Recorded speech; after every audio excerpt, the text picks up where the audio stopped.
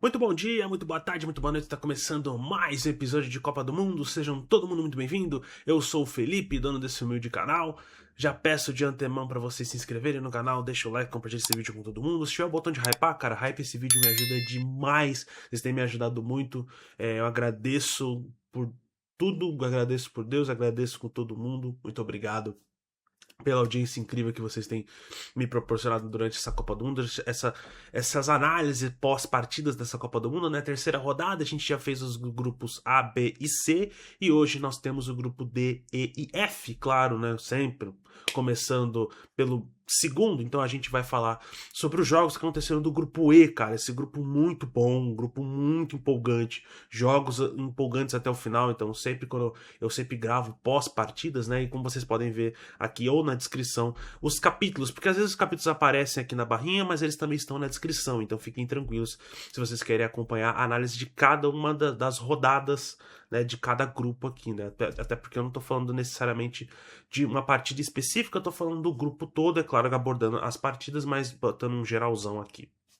Muito que bem, gente. Vamos falar sobre esse grupo D, E e F e falar primeiramente sobre o grupo E, que foi os primeiros jogos agora dessa tarde de quinta-feira. É claro que esse vídeo vai ser postado na madrugada de sexta, muito por conta que os jogos vão acabar perto da... acho que 1 da manhã. É 1 da manhã? Perto da 1 da manhã, né? Porque o último jogo vai começar às 11, então vai até 1 da manhã. Então esse vídeo vai ser publicado lá para as quase 2h30, 3 horas da manhã. Enfim, vocês estão vendo esse vídeo já na sexta-feira. Um grande sextou para vocês também. Bom, vamos falar sobre Equador 2, Alemanha 1 e também vamos falar sobre a seleção da Costa do Marfim, que venceu por 2-0 o Curaçao. O Curaçao, última do grupo, vocês estão vendo aqui vocês estão vendo aqui a análise tática e aqui no cantinho vocês estão vendo também sobre a classificação. Vamos primeiramente falar sobre esse Curaçao 0, Costa do Marfim 2, cara. Eu... Cara, eu fiquei triste. Até o jogo acabou de acabar, né? Do Curaçao e Costa do Marfim. Os jogadores de Curaçao bem tristes, bem. Porque você tinha uma possibilidade, né? O Curaçao jogou muito bem contra o Equador, se defendeu muito bem, né? Um jogo defensivo muito interessante. Um time que na primeira rodada a gente tinha falado, né? Tem até o vídeo aqui no canal em parceria com a RWE sobre a análise tática de Curaçao, né? Curaçao tem o seu modelo teórico e o modelo que talvez fosse ser utilizado. Contra a Alemanha, jogou na teoria, jogou nesse 4-2-3-1, tentando ficar com a bola, tentando trabalhar um pouco mais a bola, e foi amassado, foi trucidado pela Alemanha. Contra o Equador, já se defendeu, colocou uma linha de 5, foi um 5-4-1, né? Acabou ficando totalmente recuado, conseguia sair de vez em nunca, mas conseguia até botar um pouco de pressão contra um Equador muito mal organizado, muito mal fundado, tentando de qualquer maneira tentar atacar e, claro, contou com uma partidaça do goleiro 1, conseguiu empatar por 0-0. Agora a gente vê um Curaçao que tentou apostar novamente, né? Vocês estão vendo aí esse 5-4-1, né? Principalmente quando a gente vê uma boa partida, cara, uma boa partida dos irmãos Bacuna, cara. Tanto o Juninho Bacuna como também o... acho que é Leandro Bacuna, né? O Leandro Bacuna também jogou muito bem, né? Os irmãos Bacuna jogaram muito bem. É claro que ir pro ataque contra uma seleção do técnico foi da Costa do Marfim muito bem concentrada, muito bem equilibrada, e a gente tem que tirar esses estereótipos de falar que uma seleção africana só joga no físico ou só é correria. Cara, não, isso já ficou no passado. É uma seleção muito boa, é uma seleção que consegue controlar a posse de bola e tem jogadores que conseguem fazer ritmar essa partida muito bem, atacar não só as entrelinhas, mas poder fazer triangulações muito interessantes, né? Então a gente vê, por exemplo, o primeiro gol da Costa do Marfim, ele sai aos 7 minutos de uma excelente jogada do Diomandé, onde ele acha o PP para fazer o primeiro gol, consegue fazer essa quebra entre linhas e contar também com o azar da pressão em cima do zagueiro Gary, né? O Gary, ele acaba se embolando todo com a bola, aí o Diomandé consegue roubar a bola e faz o passe no meio pro PP, que tava só esperando ali para colocar a bola pro fundo do gol. E aí você tem um jogo de muito controle da bola por parte da Costa do Marfim, mas com muitas escapadas, né? Principalmente por esse lado direito, né? Quando a gente pensa do lado direito do ataque de Curaçao no primeiro tempo, o Brennet e o Chong tentando fazer as suas jogadas de transição, de velocidade. É claro que era um Curaçao que, quando conseguia chegar, até conseguiu ter um chute de fora da área com o Leandro Bacuna, também com o Comenência. Jogadores que conseguiram tentar ganhar esse meio de campo na base da força, mas não tem força. É um Curaçao muito mais técnico do que com força, né? Uma seleção que sofre muito com, por exemplo, bola aérea, sofre muito também com situações de contra-ataque, de correr para trás. Aí você vê, por exemplo, o próprio segundo gol numa situação de ataque normal, mas uma situação onde a defesa de Curaçao, muito mal postada, acabou deixando espaços abertos para o próprio Sangaré encontrar o passe para o Nicolas Pepe e fazer o 2-0. E aí foi um jogo, no segundo tempo, de maior controle da Costa do Marfim. A Costa do Marfim conseguiu controlar um pouco mais, dilatar esse controle um pouco mais, por mais que o Curaçao tentava ameaçar, tentava espetar um pouquinho ali, mas não conseguia ser efetivo, de fato. E aí é aquela questão, né? É um degrau muito maior do que é a CONCACAF, a Copa do Mundo. Na CONCACAF, tudo bem, vocês conseguiram jogar muito bem e tiveram muito mérito classificou direto. Mas, ao mesmo tempo, o degrau da Copa do Mundo é muito grande. E é também aquela questão, né? De todas as seleções novas ou que estão voltando a participar depois de muito tempo, é aquela questão do know-how, né? Aquela questão do saber jogar. Você ter conhecimento de Copa do Mundo, a malandragem da Copa do Mundo, né? Ter jogadores com experiência de Copa também influencia bastante. É claro que é uma Costa do Marfim que não tem experiência, mas é uma seleção que tem muito legado na Copa do Mundo, né? É uma seleção que nunca classificou para um mata-mata de Copa, classifica pela primeira vez, honra Didier Drogba, Yaya Touré, honra também os irmãos Touré também, né? O Kolo Touré também. Muito legal para a Costa do Marfim e meus parabéns, cara, mereceu muito mérito, muito mérito. É claro que ficou isso aqui de não perder para a Alemanha e jogou com muito vigor e muita eu ia falar alegria, mas também alegria, mas jogou com muita responsabilidade, né? Um jogo muito adulto da Costa do Marfim. Quem não teve um jogo muito adulto foi a Alemanha. A Alemanha que perde para um Equador muito mais interessado na partida. A Alemanha que sofre uma derrota na Copa do Mundo de maneira até meio fraca, né? Podemos dizer assim. Era um jogo que a gente via que a Alemanha fez umas trocas de posições, principalmente por cansaço físico e a própria lesão do Schlotterbeck, né? E colocou o Rudiger e também colocou o Brown no lugar do Brown, né? Principalmente para tentar. O Brown estava sentindo dores e incômodos, né? Uma lesão muscular, ele acabou sendo poupado, né? O Schlotterbeck está fora da Copa do Mundo, né? Então o Rudiger vai assumir o seu lugar. É claro, uma Alemanha que classifica em primeiro lugar, mas joga um futebol muito medíocre, muito porco, quando a gente coloca em comparação, por exemplo, o que fez na primeira partida. É claro que Curaçao não é meio que uma régua de comparação para a Alemanha, mas o jogo até contra a Costa do Marfim mostrou muitos desatentos, né? Principalmente no primeiro tempo, né? Primeiro tempo onde a Costa do Marfim conseguiu ser dominante, conseguiu controlar esse meio de campo contra a Alemanha, mas uma Alemanha que conseguiu se modificar a partir das suas mudanças. Nem aqui conseguiu fazer, né? É claro que faz um gol muito cedo, né? Faz um gol com o Leroy Sané nos primeiros minutos de jogo, os primeiros 2 minutos de jogo, com uma assistência do Wirtz, né? Aquela bola jogada para dentro da área, onde ele encontra o passe para o Sané, onde ele marca o gol, mas depois já toma o gol logo em sequência, aos 7 minutos, uma excelente arrancada do Angulo pelo lado esquerdo, acaba fazendo o gol do Equador, uma falha do Neuer, podemos dizer que foi uma falha sim do Neuer, ele acabou não pulando na bola, mas um Equador que conseguia jogar e postar suas linhas mais à frente, tá? Aquela questão da raça, aquela questão de você mostrar vontade, mostrar empenho e saber que está sendo eliminado com um empate, porque o empate para Curaçao é um gosto de derrota absurda. Então você precisava fazer o impossível contra uma Alemanha que tem muito controle de bola, joga muito próximo das suas linhas, consegue triangular e fazer passes muito bem dados. Então você tem, por exemplo, um Mecha que jogou muito mal, mas tem feito uma Copa excelente até então. Um Sané que, pelo menos nesse jogo, conseguia apoiar o Kimmich, né? Quando a gente vê esse esquema aqui do lado, jogando num 3-4-2-1, um Sané que apoiava o Kimmich porque o Angulo ele estava atacando muito por esse lado, e aí você via uma falha, um problema que o Equador conseguiu resolver durante a partida, que era o Valência. O Valência nessa Copa do Mundo fez uma Copa do Mundo péssima até então. Ele mais atrapalhava do que ajuda.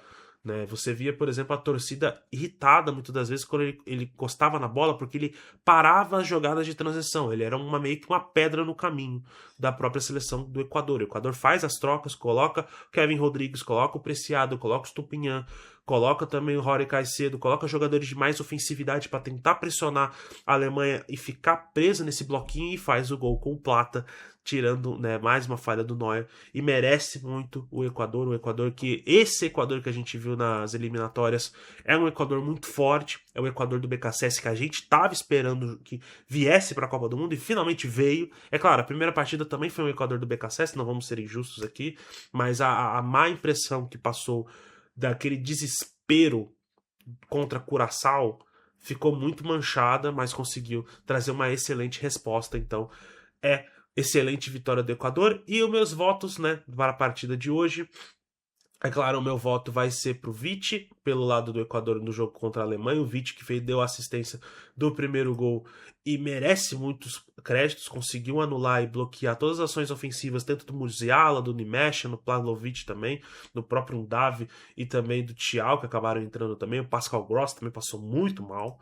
E do lado do jogo do Curaçao e da Costa do Marfim é o Nicolas Pepe, não só pelos 2 gols, mas também por toda a sua dinamicidade no meio de campo e efetividade. E finalmente conhecemos o nosso adversário nos 16avos de final.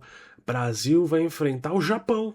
É isso mesmo, rapaziada. Acabou de acabar os jogos do grupo F, porque vai ter o grupo D ainda, né, o grupo dos Estados Unidos, o grupo F, Holanda 3, Tunísia 1 e Japão empatou com a Suécia em 1-1. Então vamos falar desses jogos aqui rapidinho. Falar primeiramente do jogo da Holanda, né, dos Países Baixos vencendo a Tunísia por 3-1. O jogo foi definido muito rápido, né? Quando a gente olha, por exemplo, para um cenário da Tunísia muito conturbado nesse início de ano, né?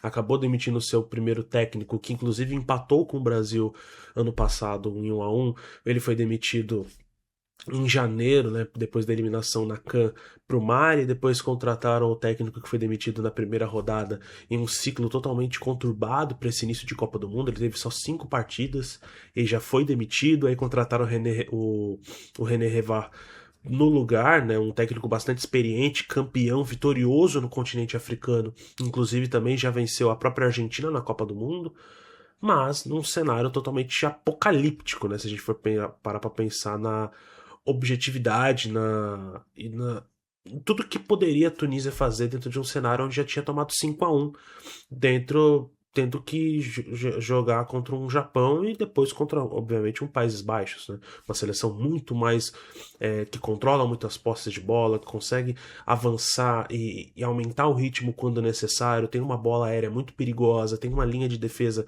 como vocês estão vendo aqui, do lado muito perigosa também, o Van Hecke, o Van Dijk, são jogadores muito bons, e a Holanda, né, os Países Baixos, faz os 2 primeiros gols muito rápido, né? Um primeiro gol contra, um gol até meio atrapalhado, e depois faz um gol numa excelente jogada que termina com um gol do Brobbey, né? Uma Tunísia que tomou meio que um apagão muito rápido, em 7 minutos já estava tomando 2-0. Depois o jogo começa a ficar meio morno, mas mesmo assim a Tunísia não conseguindo aproveitar nenhuma oportunidade de chance, assim, definitiva de fato para atacar. Até teve, por exemplo, uma oportunidade ali com o Mastori e também com o próprio Hannibal, mas acabou chutes muito indo para fora. Também o Verbrugge não teve que sujar muito a sua própria camisa, né? Mas no segundo tempo a Tunísia veio com uma formação um pouco mais diferente, né? Não saiu desse esquema de 5-4-1, né? Obviamente o esquema para se defender já estava perdendo mesmo, não tinha muito o que fazer, mas tentava utilizar muito essa pressão pós-perda e principalmente esses espaços que E aí a gente já vem falando isso ao longo da Copa do Mundo pelo lado dos Países Baixos, né? A Holanda deixa muito espaço no Dumfries e o Ake hoje, especificamente, também deixou bastante espaço nas suas costas, né? E aí um ponto importante para a Holanda e também para o próprio Japão também, tem muitos problemas, é o voltar para trás. São defesas que demoram muito para retornar para trás, acabam tendo muita preocupação e muita vulnerabilidade, né, contra jogadores mais rápidos, né?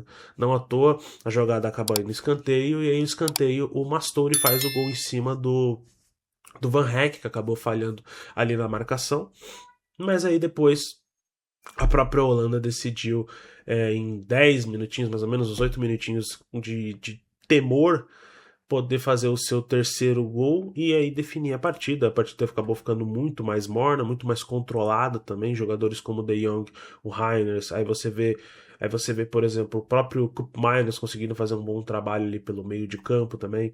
Era uma seleção que precisou de pouco para ganhar.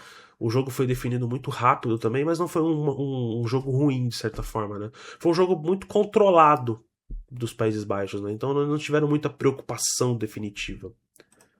Já do lado do Japão e Suécia, foi um jogo muito mais intenso, um jogo de muita pegada, um jogo de onde você via uma seleção japonesa muito organizada, né?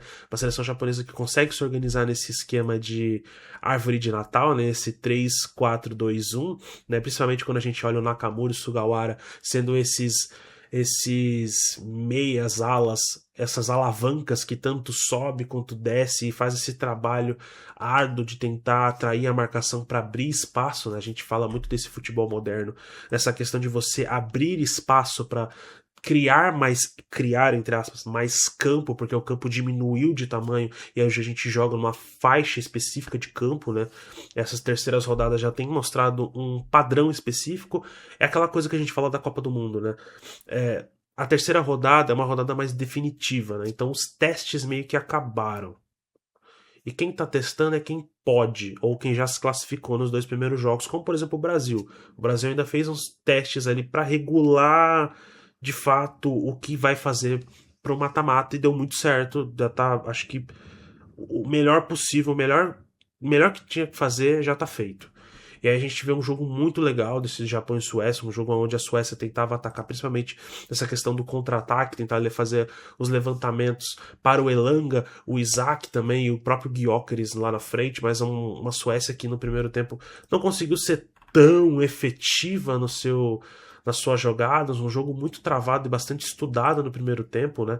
As oportunidades principalmente saindo dos pés dos jogadores japoneses, né? O próprio Doan jogando muita bola, o Kamada conseguindo encontrar passes entre linhas para tentar incomodar a defesa sueca, mas uma defesa muito forte, muito, né, muito barrada, que acabou sendo penetrada, lá ele, por um passe genial ali do Kamada, né?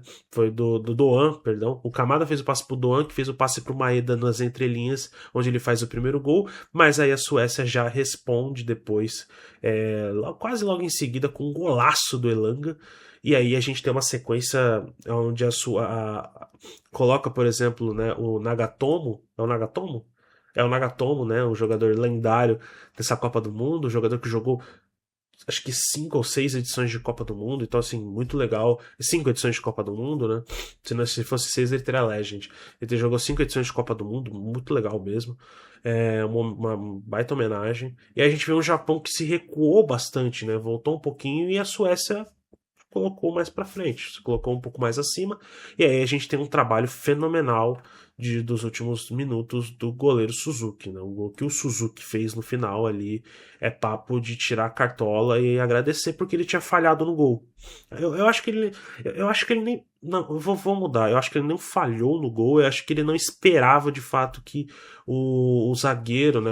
Acho que se eu não me engano era o ala, não conseguisse cabecear, né? Porque o Elanga chuta e aí o jogador do Japão ele tenta cabecear, só que a bola acabou passando e aí ele meio que confiou que a defesa japonesa ia tirar e acabou se surpreendendo. É uma falha, basicamente, né?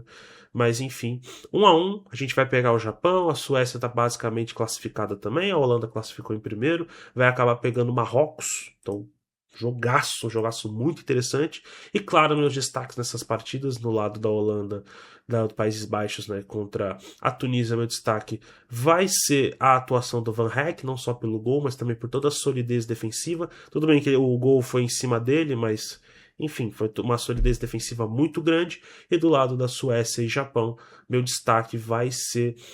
Eu ia colocar o Suzuki, mas é que ele falha no gol. Então eu vou colocar o Elanga. O Elanga é uma boa pedida, até porque ele fez um baita golaço e garantiu uma classificação mais assegurada pela Suécia. É isso, gente. Acabou de terminar os últimos jogos agora do grupo D. Turquia 3, Estados Unidos 2, um jogaço, um grande jogo. Eu tenho alguns pontos para comentar e não necessariamente da partida, mas alguns pontos para comentar e para divagar aqui também. E também acabou Austrália 0 e Paraguai 0. Primeiramente vamos falar desse Austrália 0 e Paraguai 0, duas seleções que entravam, né, a gente sabia das condições e dos riscos que as duas seleções podiam tomar. Então, basicamente, as duas seleções abraçaram o empate, abraçaram a sensação de poderem passar de fase. A Austrália, claro, vai acabar, por enquanto, pegando o Irã. E aí você tem a configuração do Paraguai terminando a terceira colocação, enfrentando a Alemanha. Né, a gente já tem alguns jogos definidos, né? Os Estados Unidos vai enfrentar a Bósnia, o Canadá vai enfrentar a África do Sul, o Brasil vai enfrentar o Japão, e aí provavelmente a Alemanha vai enfrentar o Paraguai, então vai ser joguinhos bem complicados para o Paraguai, mas são duas seleções bem defensivas, duas seleções que não proporam tanto jogo assim, e era meio que bola cantada, tá, gente? Esse grupo eu acho que era a maior bola cantada que a gente tem dessa Copa do Mundo. São duas seleções que partem muito da sua espinha dorsal, a linha de defesa, né? E aí a gente olha, por exemplo, nas duas seleções, o Paraguai tem a sua defesa muito fortificada, né, nessa linha de cinco, né? O Cáceres, o Velasquez, o Gomes, o Alderete e o Maidana. Ou o Júnior Alonso ali atuando pela esquerda também. E claro, sempre tenta partir nos contra-ataques, seja com o Galarza, com o Gomes, e partir também na individualidade do Enciso também. É claro que não conseguiu fazer muito isso, até porque foi um jogo de muito pouco encaixe, né? No primeiro tempo a gente viu uma Austrália atacando muito mais, tentando muito mais chegar ao gol adversário, e um Paraguai retraído, tentando se defender bastante, e aí com certeza conseguiu fazer isso, até porque são duas seleções que quando vão propor o jogo, propõem a sua maneira de jogar mais ofensiva, acabam não tendo qualidade, não tem técnica o suficiente, né? Então você vê jogadores, por exemplo, como o Irankunda, eles são muito bons na arrancada, mas não necessariamente bons com a bola. É muito bom esse posicionamento sem bola dele para receber nos espaços vazios. Você vê o Volpato, Matt Cahill, né? Jogadores da Austrália, mais técnica, são jogadores ainda assim que não tem tanta qualidade assim, né? E aí você vê do outro lado o Paraguai também sofre um pouco com isso, né? São times que jogam a parte da defesa, até tentar alguma coisinha ou outra, tem o Maurício, ele pode tentar uma coisinha ou outra, mas um resultado bastante justo. São duas seleções que entraram com esse objetivo e cumpriram. Falando agora rapidamente também de Turquia 3, Estados Unidos 2, cara, que jogo bom, velho. Que jogo bom, e era o jogo que eu tava esperando desse grupo. Como eu já disse, esse grupo é a maior bola cantada da história, né? E aí fica o meu questionamento, né?